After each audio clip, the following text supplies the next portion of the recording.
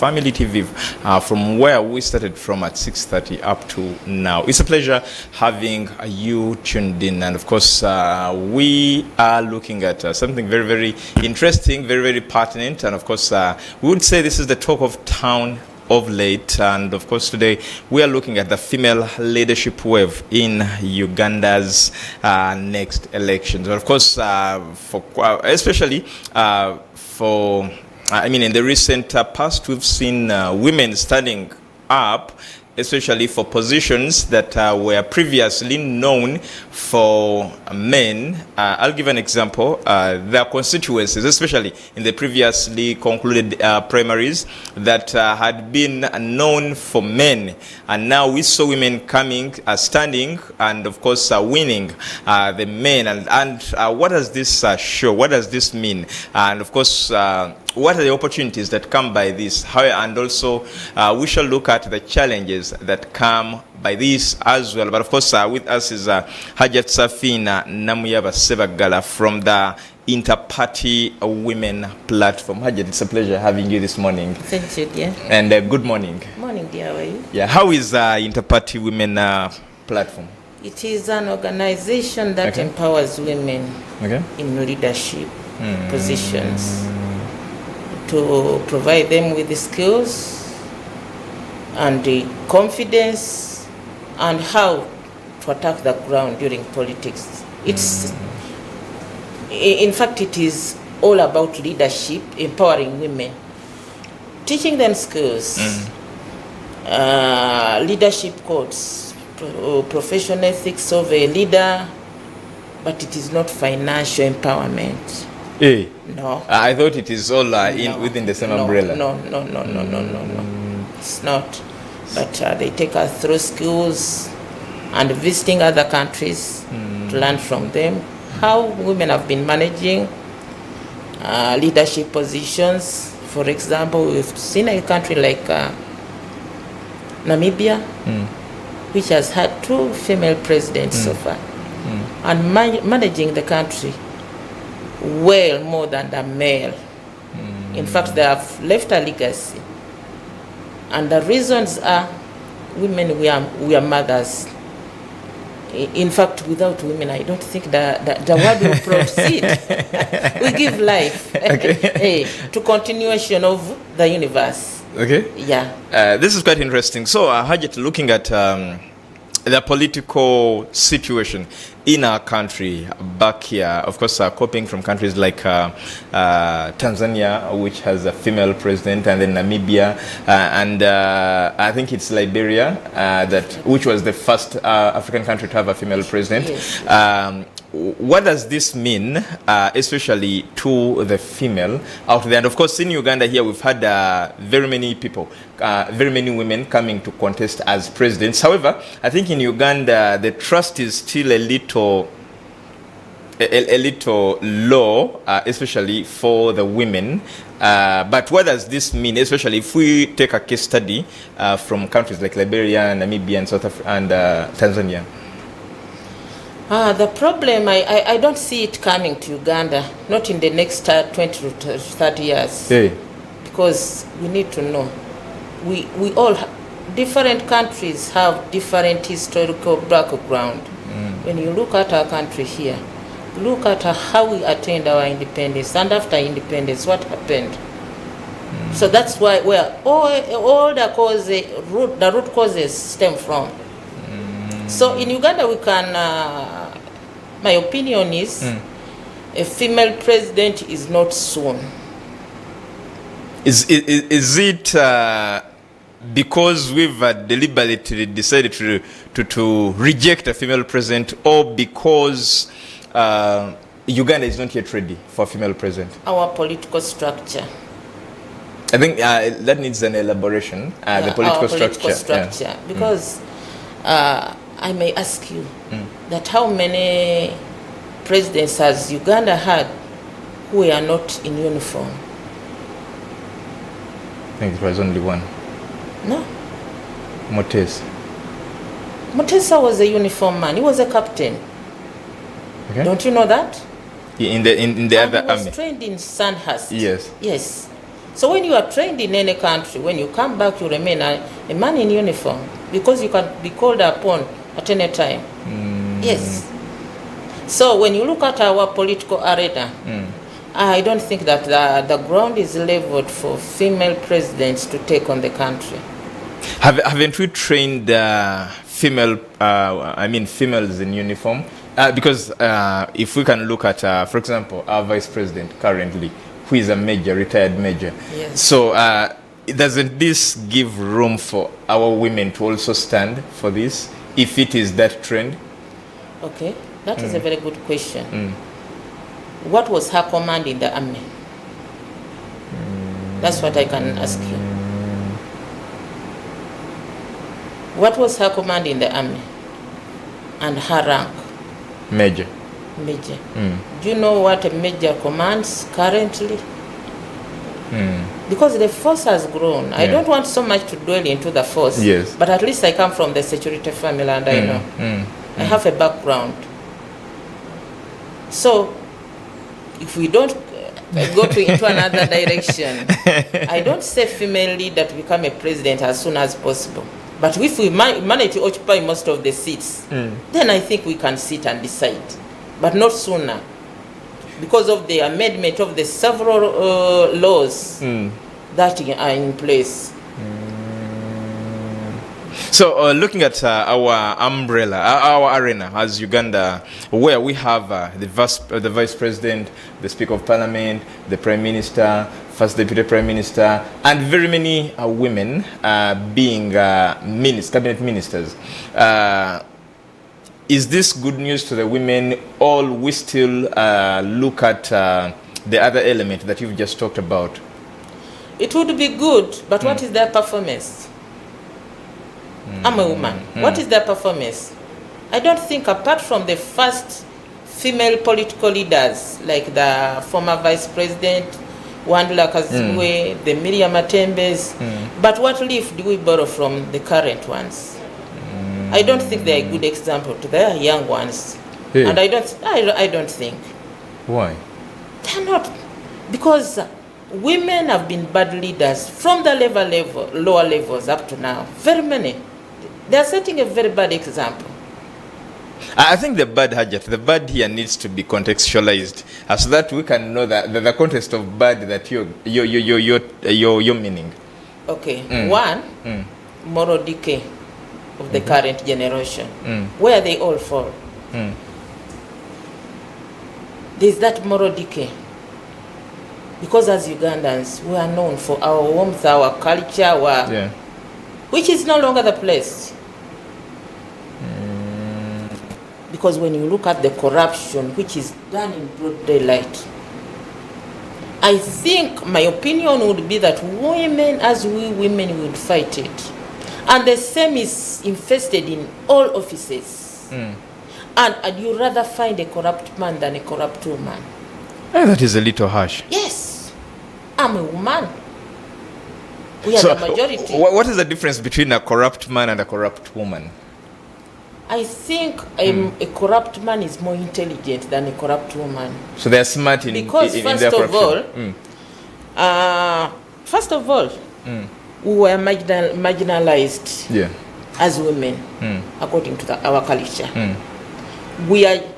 I believe that, for example, if you bring someone who comes from the village and has never had time to feed on meat, chicken, and the rest, you will see him from any party.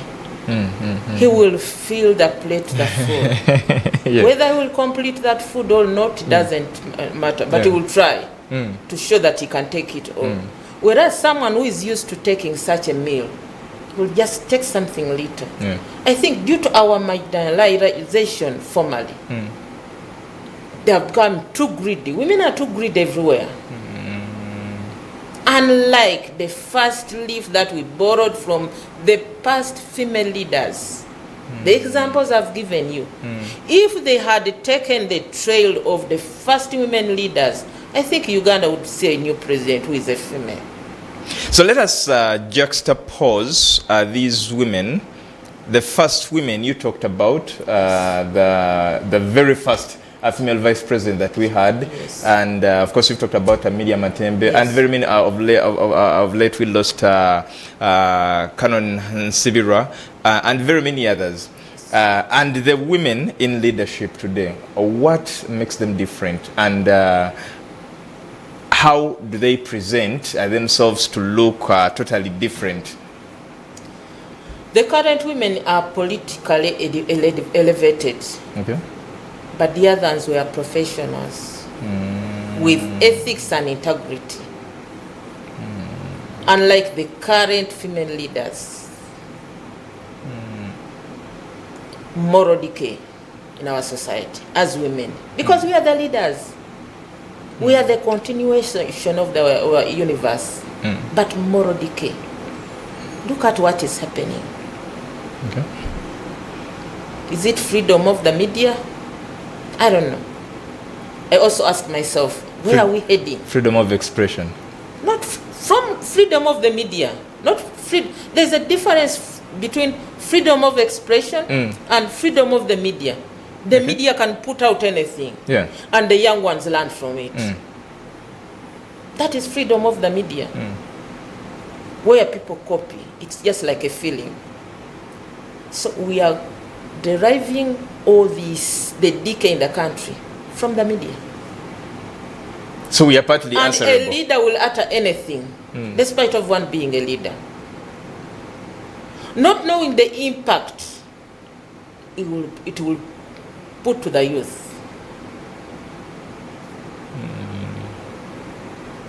Unless there is a change in the morals of Ugandans, integrity, I don't think however much we try. Hahati Safinah, we are seeing that much as all this is happening, much as you as the Interparty Women Platform are, if much as you stand to say that there is really a gap between the women in leadership we have today and those that came before, but this has not stopped women from stepping astride, from coming for these positions that we at one time thought were for men. I'll give an example. When you look at the recently concluded NRM primaries, there were constituencies that from their inception had been for men, and everyone knew this particular constituency was for men. And this time around, we see women coming. A woman stands with 7 men and wins them. And for us, we think this is good news. And of course, when we see very many women coming up in leadership, but then when I look at what you've just submitted, it gives me, it scares a little. So does it mean that much as we have a growing number of women in leadership and those who are coming to contest in different positions, they are all doing this but on a wrong foundation? The numerical participation of women in politics is due to the number, comparing the number of men to women in the country. Then education, very many women are educated. Yes. Then lack of employment, because most women think coming into politics is a way of making money.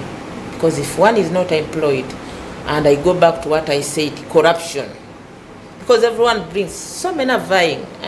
We are ever with women in workshops. They normally call us. You find very young girls who are contesting, aspiring to become members of parliament. But even when you sit and ask her, what is your ideology if you go to parliament? She has none. She has none.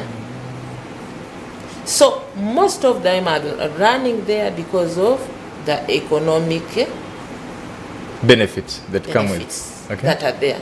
If one hears that a member of parliament is earning 42 million, allowances are this and this, and she's unemployed, she opts for that. Otherwise, if these women had the jobs, I don't think everyone would run to political positions in the country, because most of them are not leaders. But what can they do? They have nothing to do. That's why you see even the policies made in in parliament are dilute. You find someone is elected in a position, and for the 5 years he has never uttered any word in parliament. Can you fail to say that one went there because of economic benefits? Because what does a member of parliament do? To represent his or her people. If you have not uttered any word in parliament, have you represented your constituents? But at the same time, we encourage women to go there, because the more women go there, then in the future there will be a plan for women to lead the country.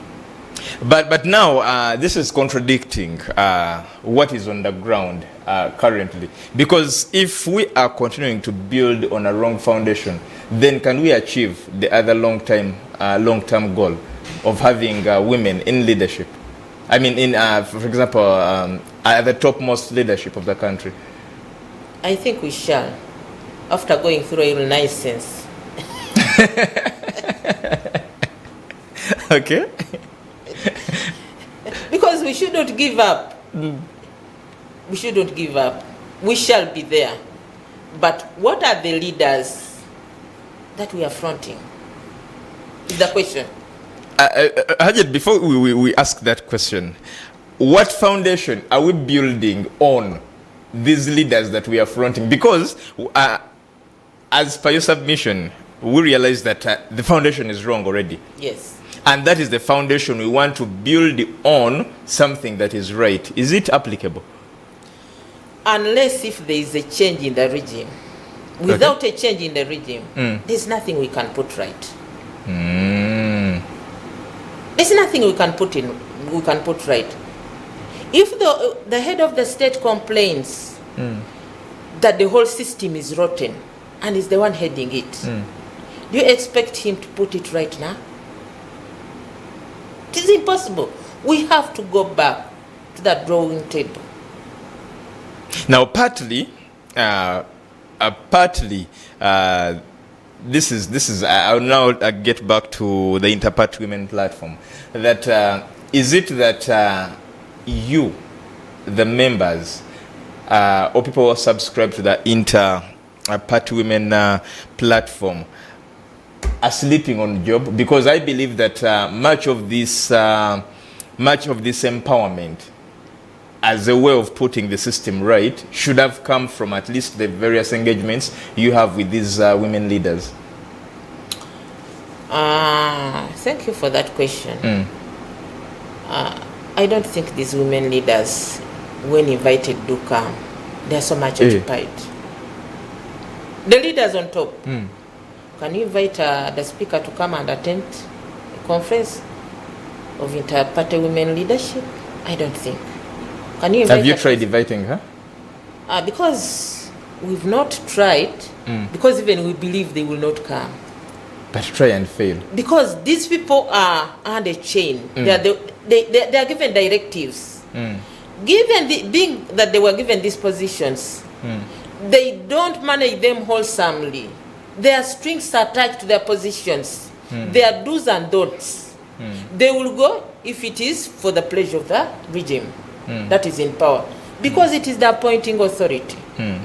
They may ask, why are they going there? But we women, in all our parties as we sit, we have harmony. In fact, when we are together, you will not know whether this is from NRM, this is from UPC. We try to build an institution. But how far do we go? Because these ones are facilitated by NGOs.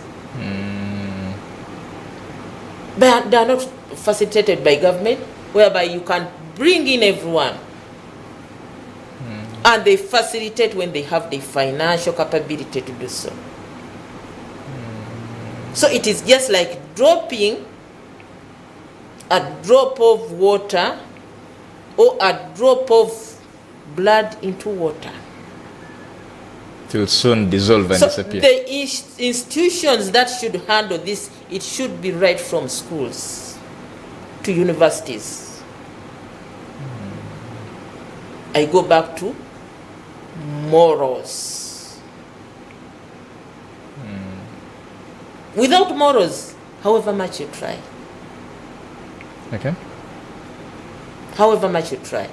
Because now, look at the children. That's not how we were brought up. Funny enough, I'll never get tired of talking about my late father. There were so many. He was an administrator. But he managed to raise us into abiding citizens.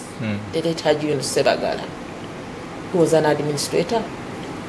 And the way he brought us up, some of us have managed to bring up our children in the same way he raised us. But other people have not done the same. So that even if you manage to raise your children, the others will not. Even these ones. And your children will interact with the other ones? Definitely. So unless we go back to our roots, through schools. What about the family? What is the role of the family in all this? Because this is the smallest unit, and this is where life begins before we even get into schools. Yes. So we look at a generation that is polluted, and yet they are supposed to usher another generation into a morally upright environment. So is that really applicable? Do we still have hope? The family has been congested with, it has been infested also. Because how many get married within 2, 3 years, even 1 year, they have separated? What is the cause? Do you know the reasons? Do you know the reasons? Have you ever thought of this? But not deeply. Because family is the basic unit of society. Yes. And we are failing at family level. The basic unit is failing. It's failing. And do you know the reasons? Still morals. How were you brought up? Because in a family, we believe that you all grew up from different cultures, different courtyards. Then you endeavor to put that marriage right. When I go back to morals, formally, even during my time, it was our parents who used to scout and find out what type of person you were getting married to. Is it now so? You'll find each other at place of work, you love each other. You're educated, even at a party. Chat, the following day you engage. Not even at a place of work. Even at a party. At a party. You just go at a party and then life starts there. If it succeeds, it does. If it does not succeed, and then a child who grows up in a disgruntled family will remain disgruntled. But then who has to put it right? Still it is the woman. Because if a woman has that iron hand of putting things together, a woman can do it. But what are the women with? But now the woman's hand is too heavy. It is carrying a lot of other things. And the child seems off what they're carrying, because they're in politics, they're here, they're in engagements. So where does our hope lie? A woman can balance everything. Can I tell you what? We were not, God did not mold us like men. What men are after is peace. But a woman can think of so many things at the same time. That's how we are wired. Marriage, children, labor, cooking, work. We can accommodate everything, and we would be the best leaders if it wasn't for dick of the morals. A woman can handle even 100 things at once. Unlike men, what men want is only peace. Men cannot handle. And that's why I'm saying, I don't know where we fail. Masculine, men are stronger. But intellectually, women are much stronger. If you marry a strong woman, you have a full government. Now, the big question, Hajat, here is, where then, with all these beautiful attributes of a woman, where do we get it wrong? Where do we now even reach a point of standing to say that we don't expect to have a female president in the near future? That will come, but not soon. Well, we are taking a short commercial break, and when we return, we are picking it up from there. Stick with us. Issues at hand.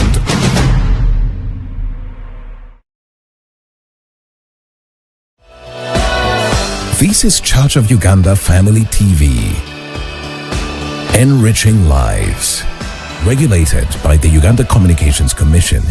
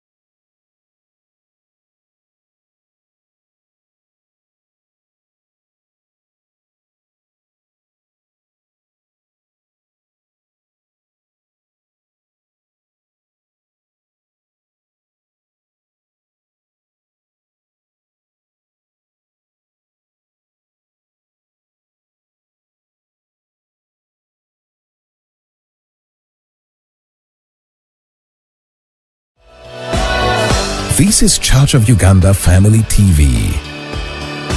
Enriching lives. Regulated by the Uganda Communications Commission. Issues at hand.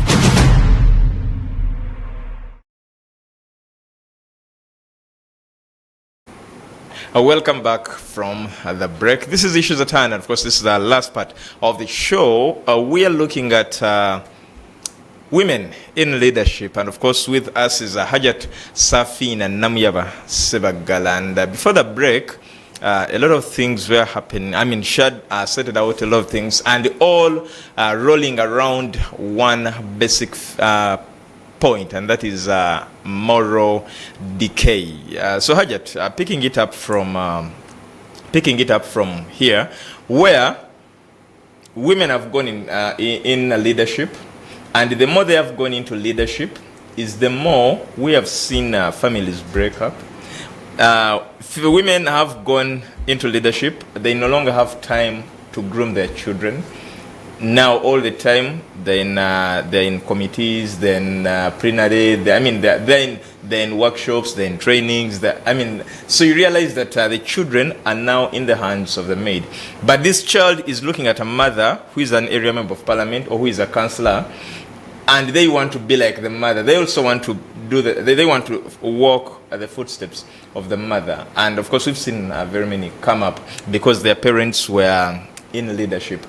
However, even the schools we think can help have also changed, because you said the schools, but I mean the curriculum changes, where now the focus is on a child passing and getting a first grade.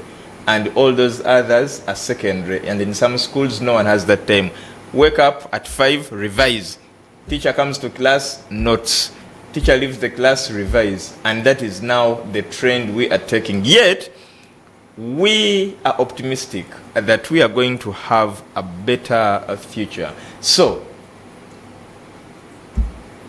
when, I will still ask this again, when and how are we going to attain this after the Renaissance? Actually, the question is when will we ever get the Renaissance, so that we have a rejuvenation of all the systems and everything?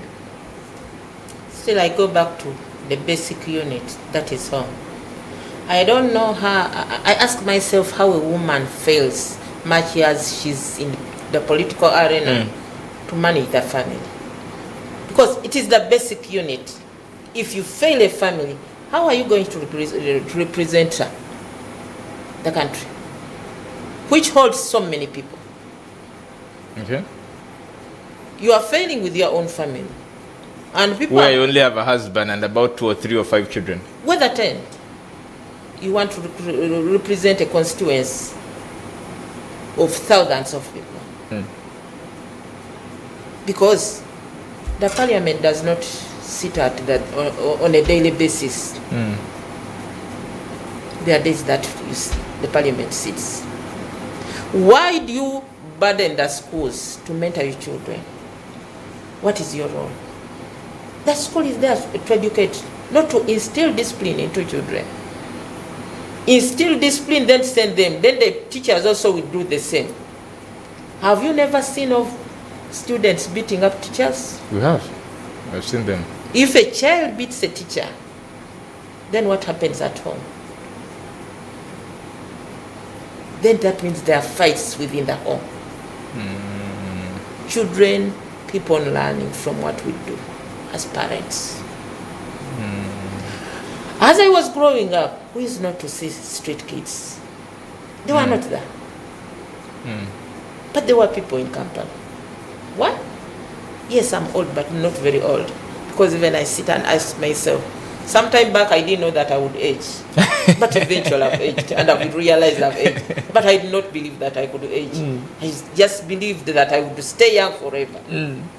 But it is because our parents instilled discipline into us.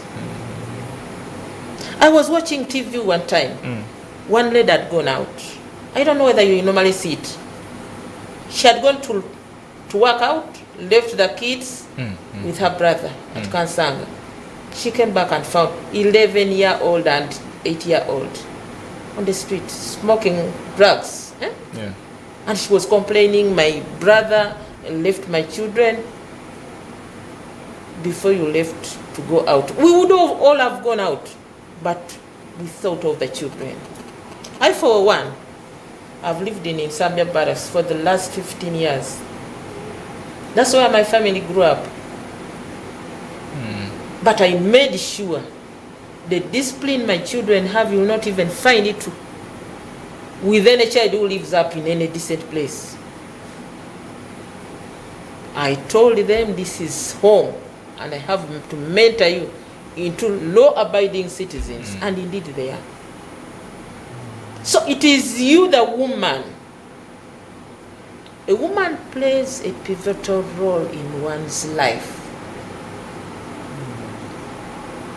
Even the president himself, in most of the time, I don't know whether you watch his speeches, he says he's what he is because of his mother. Yeah. And for some people, some of us happen to get people who knew their family. If it wasn't for the mother, he wouldn't be where he was. So a woman plays a very big role in a child's life up to adulthood. So does it mean that this moral decay is not something someone learns when maybe they get into the council for in cases, or when they get into the parliament, or it is something that was lacking even at home? Yes. For example, I know the 3 top leaders. At least I know some history about each of them. For one, let me give you a brief history of my life. I was born to Hahati Ssebagala, who was an administrator. He bore so many children who were 62 in number. But he raised us all decently. The 62. Because he was an administrator. If you are not a legal wife, by the age of 4, you give him his child. First, he wanted to instill religion into us, because we were raised by, he bore with this, so many women from different religions. So he wanted us to be Muslims, to know our religion, to know our culture. So we would get transfers, because a public servant would get a transfer after every 2 years. We rotated the whole of Uganda, and he would move his children with him. Wherever he goes. Just to take grip of his children and instill discipline. He mentored us. We were not mentored by women. He was a man. He mentored us. Those districts were large. But he knew that a child was lacking a bed sheet, was lacking a blanket. Yet you would move, you would just wake up in the morning and find a blanket on your bed and find shoes. Then during the weekends, he would put us down and make us into women and men. Now, if I look at what he did, how can I fail to raise my child with such a large number? So I believe it is laxity. And among the 3 strong women, Aina Lupo, I would like to ask you a question. Have you ever heard of any rumor against her? No. Why? She's a woman in uniform. Yes. And do you know the reasons? In her district, I've ever stayed there. I know her parents. In because Katapa. my father was a district commissioner. By then it was called the North East. I know the family. I knew who her father was. She was mentored. So I go back to the basic unit of the family. And the mentorship from the family. So, putting away the challenges, but, okay, before we leave these challenges, I want us to look at the strength of a woman. But before, what are the challenges now that come by, because each political year, we see very many women coming up. Some will stand as independent, some will subscribe to political parties, some, that we see the numbers increasingly coming. And also we see very many women are coming at the front of the mobilization for votes of other candidates. So what are the challenges that come by this, if we see this increasingly coming up? Women participation in politics is okay. That is women emancipation, because formerly women were marginalized. Yeah. The patriarchal issue also, that we believed that it is the men to lead in the family. We are seeing also very many single mothers right now. I'm a widow, I'm a single mother also. So we are seeing so many single mothers. So being single mothers, for those few who are striving, they are gaining ability of leadership skills. From family, they feel they can even lead the nation at different level positions. I think also that is an issue. That's why we are seeing the wave of women into politics. They feel they are empowered to manage positions and serve the country, other than managing their homes, because we are seeing so many single mothers. That is another factor. Yeah. Now, we look at the opportunities that come by this.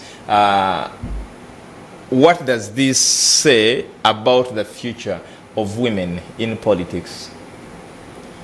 The future of women in politics, women will grow in numbers in the political arena.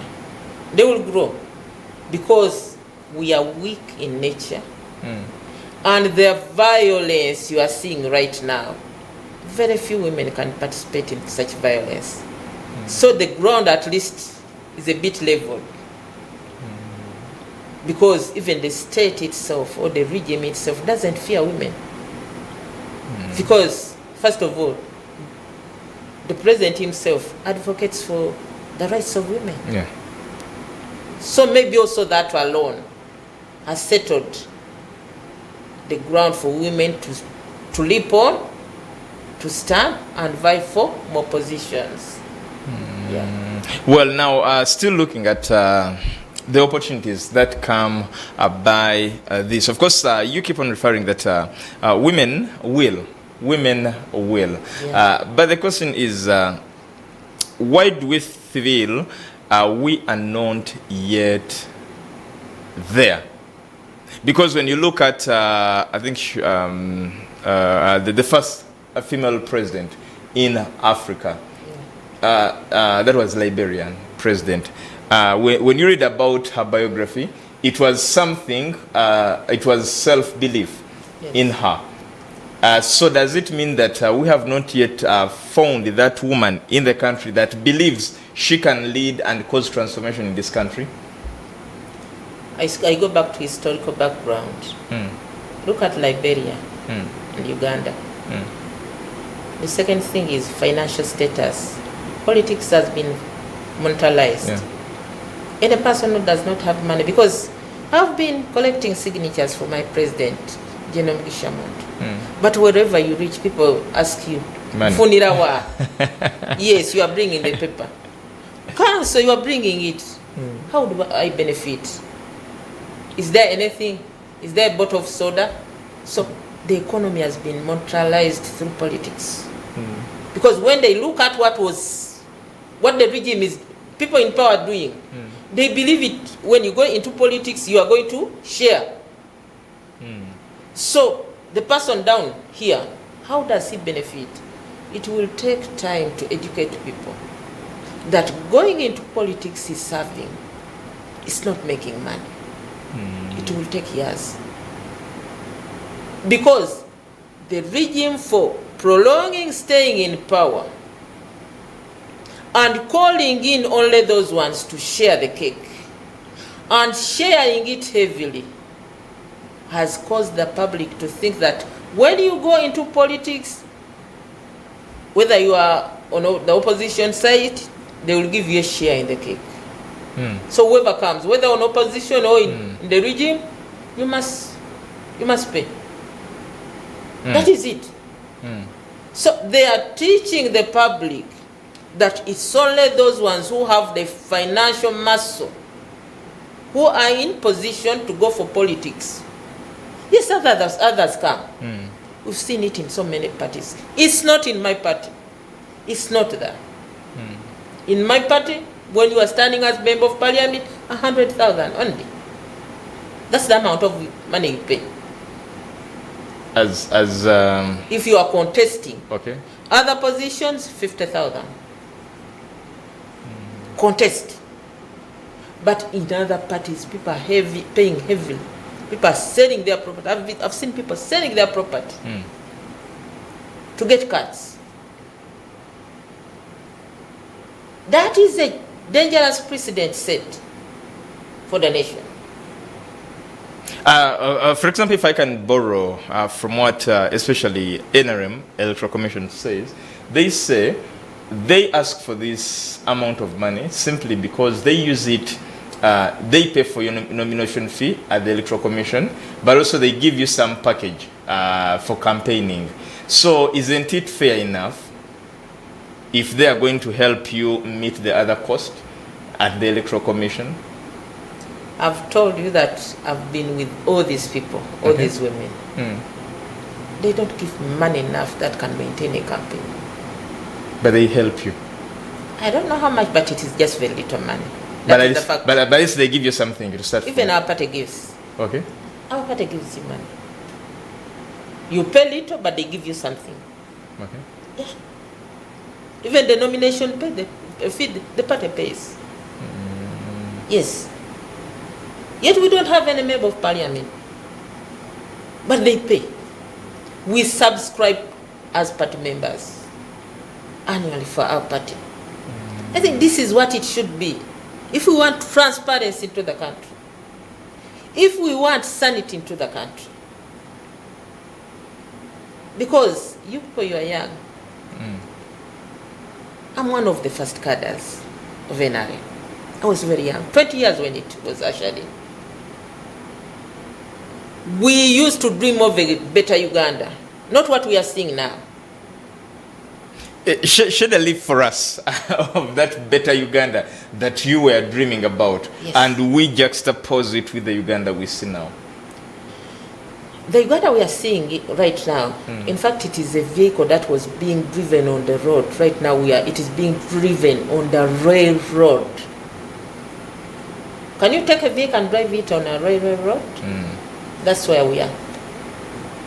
So we are just forcing the tires. Definitely. This is not the Uganda we dreamt of. What was that? How was that Uganda that you envisioned? the Uganda we visioned was that the army had come in, there would be free and fair elections. Because the reasons why NRA, it was NRA, the National Resistance Army went to the bush, was to fight the injustices. That was fair election, freedom of expression, human rights, which have deteriorated for the last 3 decades. In fact, it is just graduating each day.